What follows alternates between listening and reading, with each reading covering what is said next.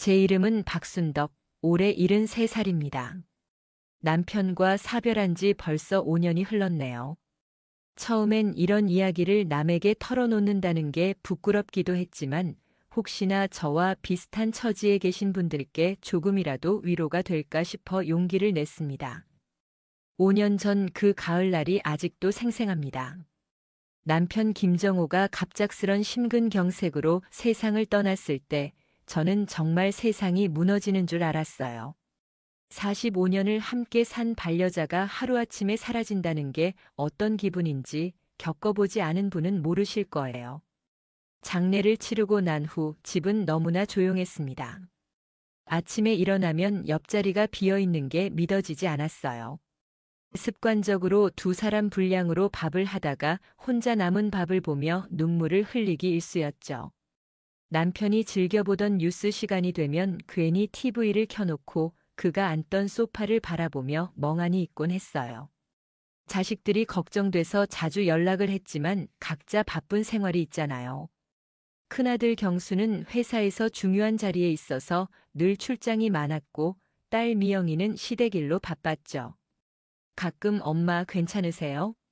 뭐 필요한 거 없어요? 라고 물어봐도 제가 뭐라고 말할 수 있겠어요. 엄마 외로워서 죽겠다라고 할 수는 없잖아요.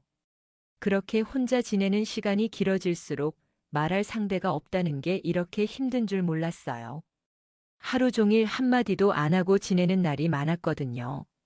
가끔 택배 아저씨가 오시면 괜히 이런저런 말을 걸어보기도 했어요. 요즘 날씨가 참 덥네요. 수고 많으세요. 같은 인사말이라도 나누고 싶었거든요. 저녁 때가 가장 힘들었어요. 남편이 살아계실 때는 함께 저녁 뉴스를 보며 하루 있었던 일들을 나누곤 했는데 이제는 혼자 조용히 식사하고 일찍 잠자리에 들곤 했죠. 밤에 잠이 안 올 때면 천장을 바라보며 이렇게 살다가 죽는 건가 하는 생각이 들었어요. 그런데 정말 모든 게 바뀐 건 작년 봄에 일어난 일 때문이었어요. 그날도 평소처럼 혼자 집에 있는데 갑자기 어지러움이 심하게 왔어요. 일어서려는데 다리에 힘이 안 들어가고 눈앞이 캄캄해지더라고요. 그대로 바닥에 쓰러졌죠. 얼마나 시간이 지났는지 모르겠는데 정신이 들어보니 바닥에 누워 있었어요. 너무 무서웠어요.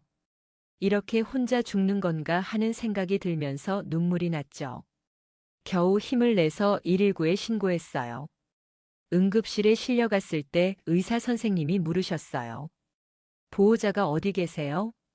연락할 분 있으세요? 그 순간 정말 막막했어요. 자식들에게 연락하기엔 새벽이었고 이런 일로 괜히 놀라게 하고 싶지 않았거든요. 혼자 왔어요 라고 대답하는데 제 목소리가 얼마나 쓸쓸하게 들렸는지 몰라요. 밤새 병원 침대에 누워 있으면서 생각했어요. 만약 정말 큰일이 났다면 어쩔 뻔했지? 혼자 아프고 혼자 죽어가는 게 이런 기분인가? 다행히 검사 결과는 큰 이상이 없었어요. 스트레스와 영양 부족이 원인이라더군요. 하지만 그날의 무력감과 외로움은 잊을 수가 없었어요. 집으로 돌아온 후에도 그 생각이 계속 맴돌았어요. 아, 내가 정말 혼자구나. 이런 식으로 살다가는 언젠가 정말 혼자 쓸쓸히 죽게 될 수도 있겠구나 싶었죠. 그러던 어느 날 아래층에 사는 이웃 할머니 부부를 마주쳤어요.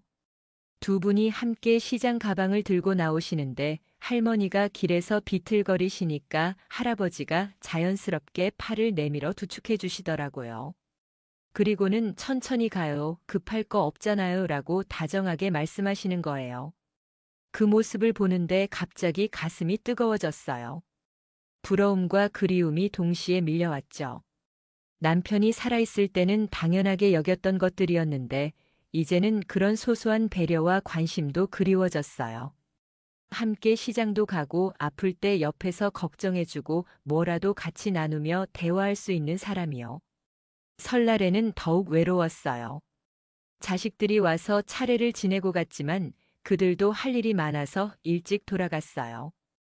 혼자 남은 차례상을 치우면서 정말 많이 울었어요. 남편 영정 앞에 앉아서 말했죠. 여보, 너무 외로워요. 이렇게 혼자 사는 게 이렇게 힘든 줄 몰랐어요. 그날 밤 진짜 진지하게 생각해 봤어요. 이대로 계속 집에만 있으면 안 되겠다. 뭔가 변화가 필요해. 남편한테 미안하긴 했지만 저도 아직 살아있는 사람이잖아요. 외롭다고 죽을 수는 없고 뭔가 해야겠다 싶었어요.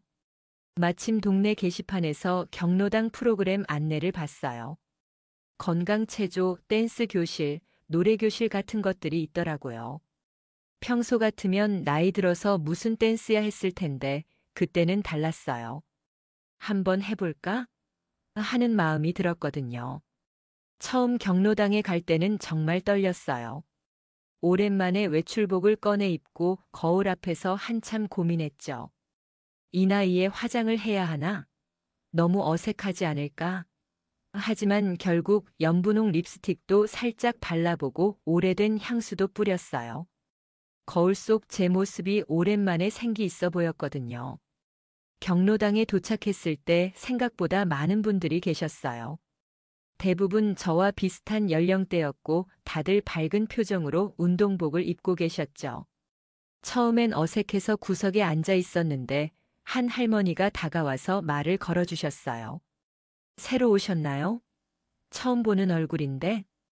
그분이 김말순 할머니였는데 정말 친절하셨어요. 이런저런 프로그램을 소개해 주시고 사람들과 인사도 시켜주셨죠. 오랜만에 이렇게 여러 사람과 이야기를 나누니까 기분이 좋아지더라고요. 그날 처음으로 댄스 교실에 참여했어요. 선생님은 40대 정도 되는 젊은 여자분이었는데 아주 친절하게 기초부터 가르쳐 주셨어요. 할머니들, 나이는 숫자에 불과해요. 우리 몸과 마음이 젊으면 되는 거예요. 하시는 말씀에 왠지 용기가 났어요. 처음엔 정말 어색했어요. 45년 전 남편과 결혼식 때 한 번 춤춰본 게 전부였거든요. 발도 자꾸 꼬이고 박자도 안 맞고. 하지만 다른 할머니들도 저랑 별반 다르지 않았어요. 다들 웃으면서 서로 격려해 주시고 괜찮아요. 천천히 하면 돼요 하면서 응원해 주셨죠. 그런데 그때였어요. 페어 댄스를 연습한다면서 파트너를 정하는데 한 할아버지가 제게 다가오신 거예요. 할머니, 저와 함께 춤춰주실 수 있을까요? 그분이 바로 한재호 할아버지였어요. 키가 크고 단정한 분이었는데 인사를 정중하게 하시더라고요. 나이는 72살이라고 하셨어요. 처음에는 정말 당황했어요. 남편 말고 다른 남자분과 손을 잡아본 게 언제인지 기억도 안 났거든요. 저는 춤을 잘 못 춰요. 제가 망설이면서 말했더니 한 할아버지가 미소를 지으시며 말씀하셨어요. 괜찮습니다. 저도 서툴러요. 함께 배우면 되죠. 그렇게 처음으로 그분과 손을 잡았는데 이상한 기분이었어요. 오랜만에 누군가의 따뜻한 손길을 느끼니까 가슴이 두근거렸어요. 뭔가 죄를 짓는 것 같기도 하고 한편으로는 너무 좋기도 하고. 댄스를 배우면서 조금씩 대화를 나누게 됐어요. 한 할아버지도 3년 전에 아내를 잃으셨다고 하더라고요. 그래서 외로움을 달래려고 이곳에 나오신다고요. 혼자 있으니까 자꾸 우울한 생각만 들어서요라고 하시는데 정말 제 마음과 똑같았어요. 첫 댄스 수업이 끝나고 한 할아버지가 조심스럽게 제안하셨어요. 할머니, 괜찮으시면 근처 카페에서 차 한잔 하실까요? 오랜만에 누군가와 이야기 나누고 싶어서요. 저는 정말 많이 망설였어요. 이 나이에 남자분과 차를 마신다고 사람들이 뭐라고 할까 하는 생각도 들었고 남편한테 미안한 마음도 들었거든요. 하지만 한편으로는 저도 누군가와 이야기하고 싶었어요. 그래서 잠깐만요라고 했죠. 카페에 앉아서 이야기를 나누는데 정말 오랜만에 시간 가는 줄 몰랐어요. 한 할아버지는 옛날에 중학교에서 수학을 가르치셨다고 하시더라고요. 아내분과는 고등학교 동창이었는데 40년을 함께 사시다가 간암으로 떠나보내셨다고 했어요. 처음엔 정말 살 의미를 못 느꼈어요.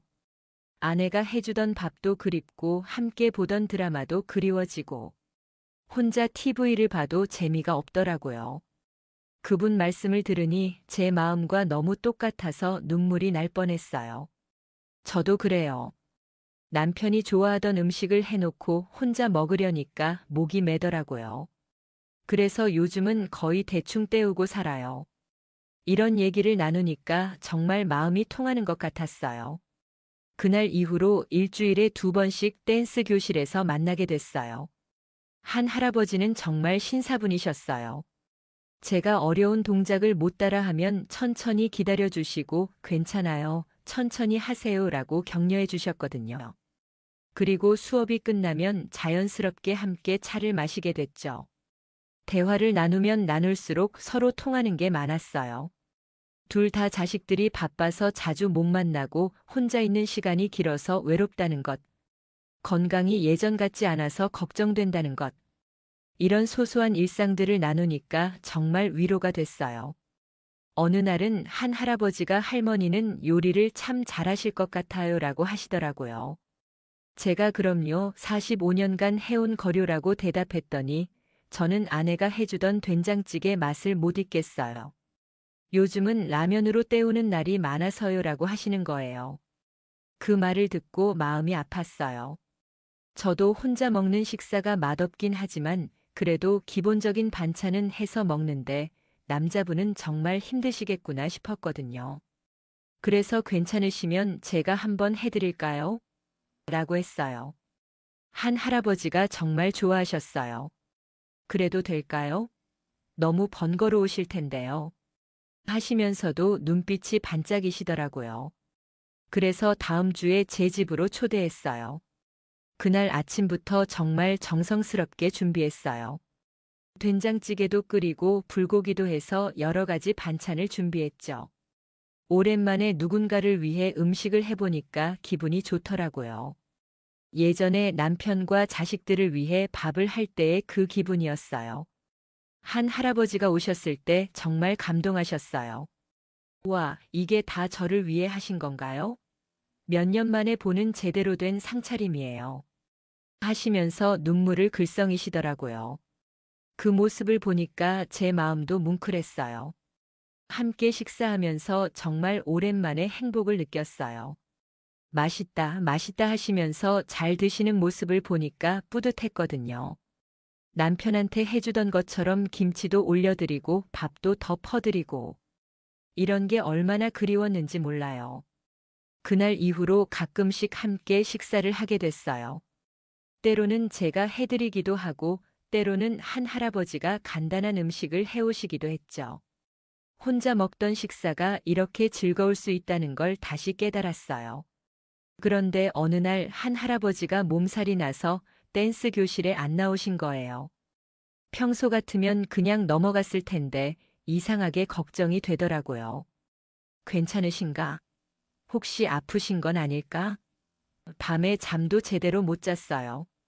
다음날 용기를 내서 전화를 드렸어요. 할아버지, 어제 안 나오셔서 걱정됐어요. 괜찮으세요? 한 할아버지 목소리가 많이 쇠약해져 있더라고요. 감기가 심해져서 열이 나네요. 병원에 가야겠어요. 그 순간 가만히 있을 수가 없었어요. 제가 갈게요. 혼자 아프시면 안 되죠. 죽이며 한약재로 끓인 따뜻한 죽을 해서 가져갔어요. 한 할아버지 집에 가보니까 정말 말이 아니었어요. 혼자 아픈 게 얼마나 힘든 건지 알 수 있었거든요. 이틀 동안 간병을 해드렸어요. 약 챙겨드리고 죽 끓여드리고 이마에 차가운 수건도 올려드리고 마치 남편이 아플 때 했던 것처럼요. 한 할아버지가 정말 고맙습니다. 이런 걸 어떻게 갚죠? 라고 하시는데 저는 전혀 힘들지 않았어요. 오히려 누군가를 돌보는 게 저에게도 의미가 있었거든요. 그때 깨달았어요. 아, 내가 이 사람을 정말 걱정하고 있구나. 이건 단순한 친구 관계가 아니야. 그분이 아프니까 제 마음도 아픈 거예요. 혼자 있을까봐 걱정되고 빨리 나아졌으면 하는 마음이 간절했어요. 한 할아버지가 회복되신 후에 하신 말씀이 잊혀지지 않아요. 할머니 덕분에 살았어요. 혼자 아프니까 정말 죽는 줄 알았거든요. 곁에 이렇게 돌봐주는 사람이 있다는 게 얼마나 든든한지 몰라요. 그 순간 저도 깨달았어요. 제가 그분에게 필요한 사람이구나. 그리고 그분도 저에게 없어서는 안 될 사람이 되었구나. 이게 사랑일까요? 이른을 넘긴 나이에 느끼는 이 감정이 사랑일까요? 하지만 동시에 죄책감도 들었어요.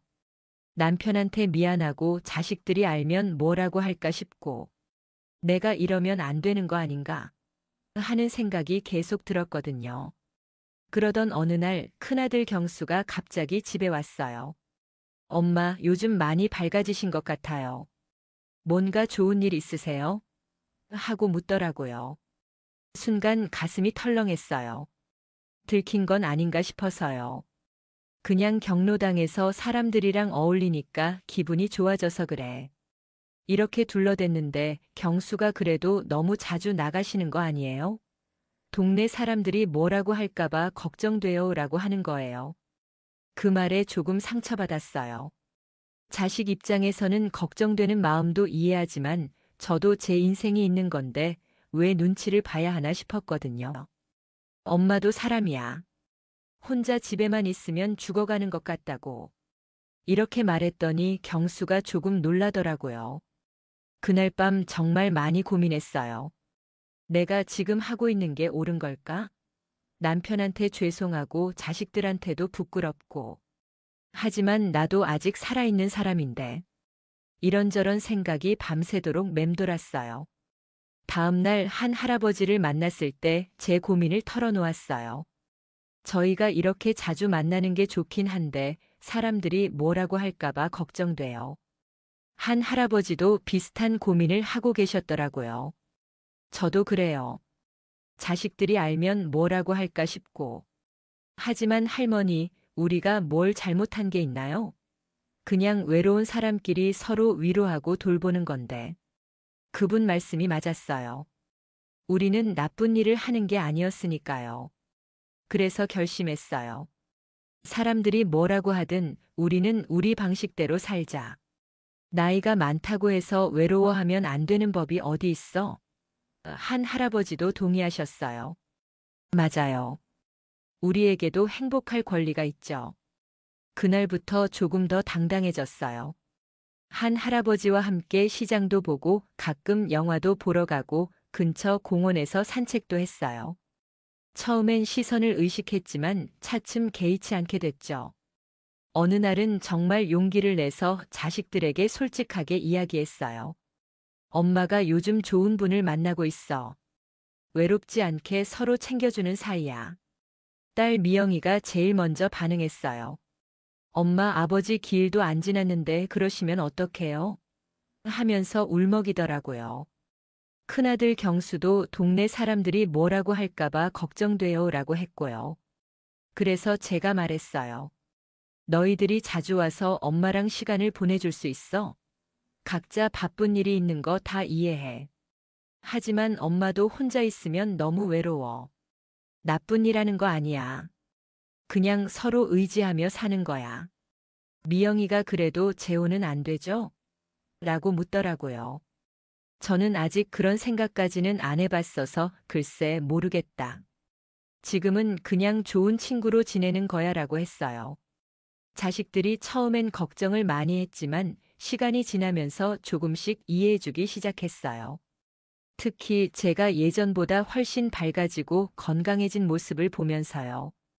엄마가 웃는 모습을 오랜만에 보는 것 같아요 라고 미영이가 그러더라고요. 한 할아버지도 처음엔 자식들의 반대가 심했다고 하세요. 특히 아드님이 아버지, 어머니한테 죄송하지 않으세요? 라고 하셨다더라고요. 하지만 한 할아버지가 이렇게 말씀하셨어요. 내 어머니가 살아계실 때 늘 하시던 말씀이 있어. 혼자 남겨지면 너무 외로울 테니까 좋은 사람 만나서 의지하며 살라고 하셨거든. 그 말을 들으니까 저도 남편 생각이 났어요. 남편도 살아생전에 가끔 그런 이야기를 했었거든요. 나 먼저 가면 너무 혼자 외로워하지 말고 좋은 사람 있으면 의지하며 살아라고요. 그때는 무슨 소리야, 함께 늙어갈 거야 라고 했었는데 정말 그런 상황이 올 줄은 몰랐죠. 시간이 지나면서 자식들도 점점 받아들이기 시작했어요. 한 할아버지를 정식으로 소개해 달라고 하더라고요.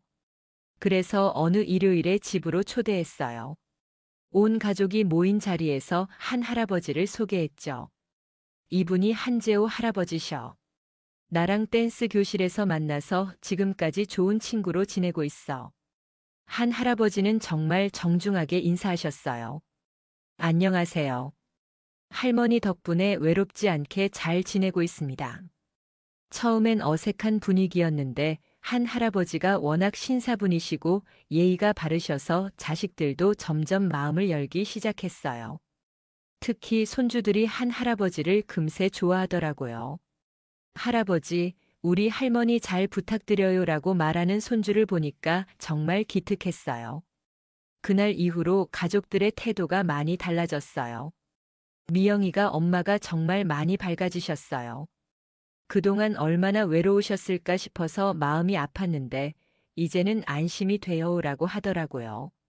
한 할아버지와 저는 각자 집을 유지하면서 자주 만나기로 했어요. 매일 아침 안부 전화를 하고 일주일에 서너 번은 함께 시간을 보내죠.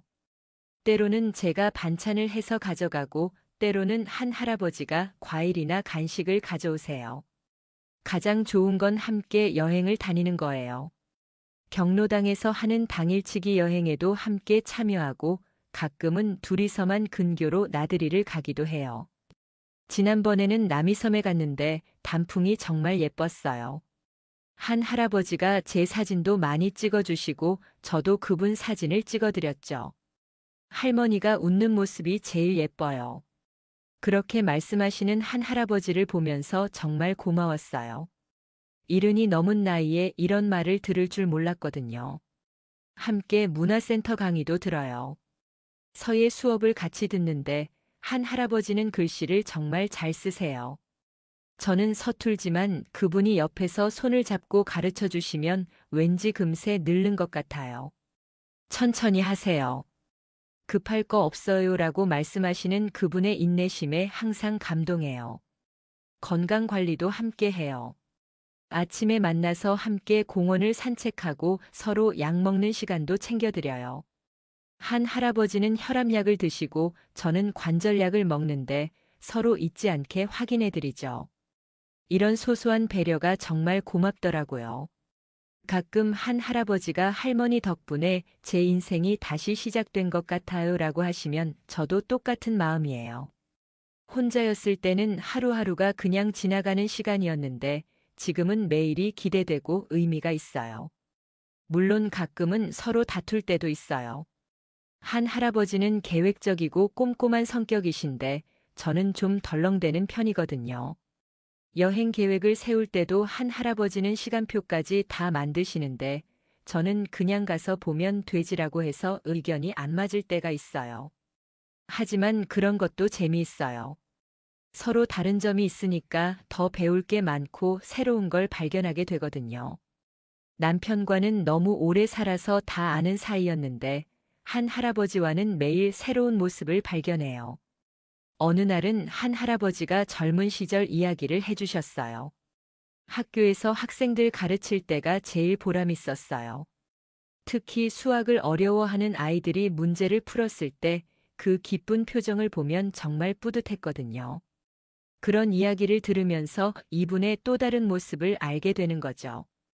저도 제 이야기를 많이 해드려요. 자식들 키우느라 고생했던 일, 남편과 함께 했던 추억들, 젊었을 때의 꿈들까지. 그런 이야기들을 들어주시는 한 할아버지가 있다는 게 정말 위로가 돼요. 이제는 주변 사람들도 저희를 자연스럽게 받아들여요. 처음엔 수군거리는 사람들도 있었지만 시간이 지나면서 보기 좋다, 부럽다는 말을 더 많이 들어요.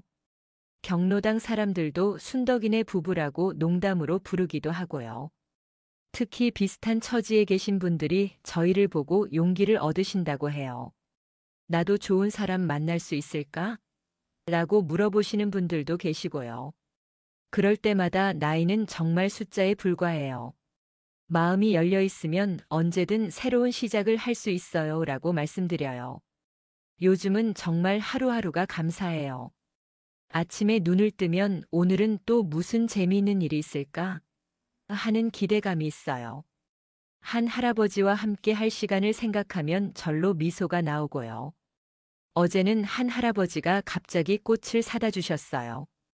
특별한 날은 아니지만 할머니가 좋아하실 것 같아서요. 라고 하시면서 카네이션 한 다발을 주시더라고요.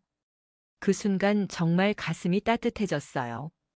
이런 작은 배려와 관심이 얼마나 소중한지 몰라요. 그리고 무엇보다 좋은 건 더 이상 혼자가 아니라는 안정감이에요. 아플 때 걱정해 줄 사람이 있고 기쁜 일이 있을 때 함께 나눌 사람이 있다는 것. 이게 얼마나 큰 위로인지 경험해 보지 않은 분들은 모르실 거예요. 지난주에는 제가 감기에 걸렸는데 한 할아버지가 약국에서 약을 사다 주시고 따뜻한 차도 끓여 주셨어요. 빨리 나으세요. 할머니가 아프니까 제 마음도 아파요라고 하시는데 정말 고마웠어요. 가끔 사람들이 물어봐요. 혹시 재혼 생각은 없으세요? 솔직히 말하면 아직 그런 생각까지는 안 해봤어요. 지금 이 상태가 너무 좋거든요. 각자 독립적인 생활을 유지하면서도 서로 의지할 수 있는 이 관계가요. 하지만 앞으로 어떻게 될지는 모르겠어요. 만약 정말 서로에게 더 필요한 사람이 된다면 그때 가서 생각해 볼 수도 있을 것 같아요. 지금은 그냥 하루하루 함께하는 시간이 소중하고 감사해요. 한 할아버지도 비슷한 생각이세요. 지금 이 순간이 제일 좋아요. 내일 일은 내일 생각하고 오늘은 오늘을 즐기면 되죠라고 하시거든요. 며칠 전에는 정말 감동적인 일이 있었어요. 제가 남편 기일에 성묘를 가는데 한 할아버지가 함께 가도 될까요? 인사드리고 싶어요라고 하시는 거예요. 처음엔 좀 어색할 것 같았는데 정말 정중하게 절을 올리시고 할머니를 잘 돌보겠습니다라고 말씀하시더라고요. 그 순간 느꼈어요. 이분이 정말 진심으로 저를 생각해 주신다는 걸. 그리고 남편도 하늘에서 지켜보시면서 잘했다. 좋은 사람 만났구나 하실 것 같았어요. 이제는 자식들도 완전히 받아들였어요. 명절 때도 한 할아버지를 함께 초대하고 가족 모임에도 자연스럽게 참여하세요. 손주들은 두 번째 할아버지라고 부르면서 정말 좋아해요. 특히 경수가 얼마 전에 이런 말을 하더라고요. 엄마 처음엔 걱정했는데 정말 잘 된 것 같아요. 엄마가 이렇게 행복해 하시는 모습 오랜만에 봐서 저도 기뻐요. 그 말을 들으니까 정말 뿌듯했어요. 미영이도 엄마 덕분에 저도 배워요. 나이가 들어도 새로운 시작을 할 수 있다는 걸요. 나중에 저도 그런 용기를 낼 수 있을까 싶어요라고 하더라고요. 요즘 저희는 새로운 계획을 세우고 있어요. 내년 봄에는 제주도 여행을 가려고 해요. 한 할아버지가 평생 가보고 싶었는데 혼자 가기는 아쉬웠거든요. 할머니와 함께라면 정말 의미 있을 것 같아요라고 하셨어요. 그리고 댄스도 더 열심히 배우려고 해요. 지역 어르신 댄스 대회에도 참가해보자고 하시더라고요. 상을 받는 건 중요하지 않아요. 함께 무대에 서는 게 의미가 있죠라고 하시는 한 할아버지를 보면서 정말 멋있다고 생각했어요. 가끔 한 할아버지가 할머니를 만나기 전과 후로 제 인생이 완전히 달라졌어요 라고 하시면 저도 정말 공감해요. 5년 전 남편을 잃고 절망에 빠져 있던 제가 이렇게 다시 웃을 수 있게 될 줄 누가 알았겠어요. 혼자 응급실에 실려가며 이렇게 외롭게 죽는 건가 했던 그때를 생각하면 지금이 꿈만 같아요. 이제는 아파도 걱정해 줄 사람이 있고 기쁜 일이 있어도 함께 나눌 사람이 있어요. 사람들이 나이 들어서 사랑이 무슨 의미가 있어요? 라고 물으면 저는 이렇게 대답해요. 젊은 사람들의 사랑과는 달라요. 격정적이거나 뜨겁지는 않지만 서로를 위로하고 의지하는 깊은 애정이 있어요. 오히려 더 진실하고 소중할 수도 있어요. 그리고 무엇보다 중요한 건 서로의 상처를 이해한다는 거예요. 젊은 시절에는 모르는 외로움과 아픔을 겪어봤기 때문에 서로를 더 깊이 이해하고 배려할 수 있어요. 한 할아버지와 저는 절대 서두르지 않아요. 젊은 사람들처럼 빨리빨리 관계를 발전시키려 하지도 않고요. 그냥 하루하루 함께하는 시간이 쌓여가면서 자연스럽게 더 가까워지는 거예요. 어제 한 할아버지가 이런 말씀을 하셨어요. 할머니, 우리에게 남은 시간이 많지 않을 수도 있잖아요. 그러니까 매일매일을 더 소중히 여기게 되는 것 같아요. 정말 맞는 말이에요. 시간이 한정되어 있다는 걸 아니까 오히려 더 감사하고 소중히 여기게 되는 것 같아요. 지난 1년을 돌아보면 정말 많은 일이 있었어요. 처음 댄스 교실에서 만났을 때의 어색함부터 지금의 편안하고 따뜻한 관계까지. 혼자서는 절대 이겨낼 수 없었을 외로움을 함께 나누면서 이겨낸 것 같아요. 요즘은 정말 매일이 즐거워요. 아침에 일어나면 오늘은 한 할아버지와 뭘 하고 놀까? 하는 설렘이 있어요. 마치 어린 시절 소풍 가는 날처럼요. 그리고 밤에 잠자리에 들 때도 오늘도 좋은 하루였다는 감사함으로 잠들 수 있어요. 이런 평범한 행복이 얼마나 소중한지 혼자 지내봤던 사람만 알 수 있을 거예요. 한 할아버지와 저의 이야기를 들은 경로당 사람들 중에서도 용기를 내시는 분들이 생겼어요. 나도 좋은 사람 만날 수 있을까? 하시는 분들께는 항상 이렇게 말씀드려요. 마음을 열고 기다리시면 분명 좋은 인연이 찾아올 거예요. 실제로 경로당에서 저희를 보고 용기를 낸 김말순 할머니도 좋은 분을 만나셨어요. 그분도 처음엔 이 나이에 무슨 사랑이야 하셨는데 지금은 정말 행복해 하세요. 나이는 정말 숫자에 불과한 것 같아요. 중요한 건 마음이 얼마나 젊고 열려 있느냐는 거죠. 저도 70세가 넘었지만 한 할아버지와 함께 있을 때는 마치 20대처럼 설레고 기뻐요. 물론 젊은 시절의 사랑과는 다르죠. 격정적이지도 않고 뜨겁지도 않아요. 하지만 그 대신 깊은 이해와 따뜻한 배려가 있어요. 서로의 아픔을 알기 때문에 더 소중히 여기고 남은 시간이 한정되어 있다는 걸 알기 때문에 더 감사해해요. 한 할아버지가 가끔 할머니 덕분에 제 인생에 다시 봄이 왔어요 라고 하시는데 저도 정말 그런 기분이에요. 겨울처럼 춥고 외로웠던 마음에 따뜻한 봄바람이 불어온 것 같아요. 앞으로도 한 할아버지와 함께 건강하게 오래오래 지내고 싶어요. 서로 의지하면서 남은 인생을 의미 있게 보내고 싶고요. 그리고 저희처럼 외로워하시는 분들께도 용기와 희망을 드리고 싶어요. 나이가 들었다고 해서 사랑을 포기할 필요는 없어요. 혼자 외롭게 지낼 필요도 없고요. 용기를 내서 마음을 열면 분명 좋은 인연이 찾아올 거예요. 마지막으로 하고 싶은 말은 지금 혼자 계신 분들께 절대 포기하지 마시라는 거예요. 저도 5년 동안 혼자 지내면서 이제 끝이구나 했었는데 한 할아버지를 만나면서 완전히 새로운 인생이 시작됐거든요.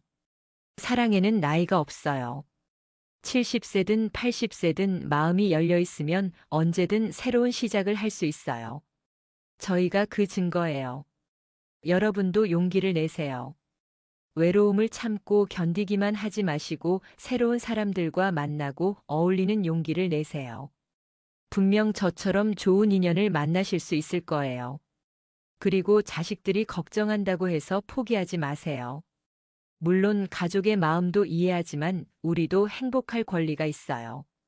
설득하고 이해시키면 결국은 받아들여 줄 거예요.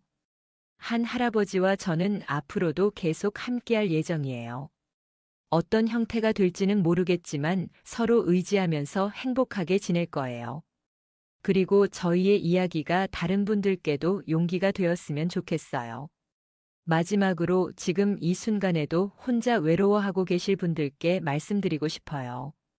절대 포기하지 마세요. 나이는 정말 숫자에 불과해요. 마음만 젊으면 70세에도 새로운 사랑을 시작할 수 있어요. 저의 이야기가 여러분께 조금이라도 희망과 용기가 되었다면 정말 기쁠 것 같아요. 모든 분들이 외롭지 않고 따뜻한 사람과 함께 행복한 나날을 보내시길 진심으로 바랍니다. 구독과 좋아요는 이런 진솔한 이야기를 더 많은 분들께 전할 수 있는 큰 힘이 됩니다. 여러분의 작은 관심이 누군가에게는 큰 위로와 용기가 될 수 있어요. 감사합니다.